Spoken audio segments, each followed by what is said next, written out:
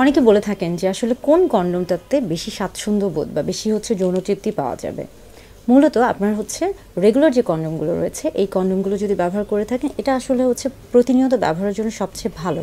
তবে আপনি চাইলে আপনার পছন্দ অনুযায়ী ফ্লেভারড কন্ডোম বা কালার্ড কন্ডোম ব্যবহার করতে পারেন। এছাড়া আমরা যদি বলে থাকি যে কিছু রয়েছে আপনার আমরা বলে থাকি যে হচ্ছে ডটেড কন্ডোম রয়েছে, যেগুলোতে কিছু কিছু হচ্ছে ডট ডট দেওয়া থাকে। এটা অনেকে পছন্দ করে থাকে, তবে এটা কিন্তু রেগুলার কন্ডোমের মতো ব্যবহার করা উচিত নয়। আবার কিছু রয়েছে রিপড কন্ডোম, সেখানে কিন্তু আপনার কন্ডোমের গায়ে সোজা সোজা কিছু দাগ থাকবে। এটা পুরো কন্ডোমের মধ্যে থাকতে পারে অথবা শুধু শুরুর দিকে থাকতে পারে। এটাও কিন্তু নিয়মিত ব্যবহার করা উচিত না। অর্থাৎ রেগুলার কন্ডোমটাই কিন্তু সবচেয়ে বেশি ভালো। এবং এটা কিন্তু দেখা যাচ্ছে যে আপনি যখন রেগুলার কন্ডোম ব্যবহার করবেন তখন কিন্তু আপনার স্বাভাবিকভাবে আসলে যৌন তৃপ্তি বা সুখটা কিন্তু নির্ভর করছে আপনার উপর।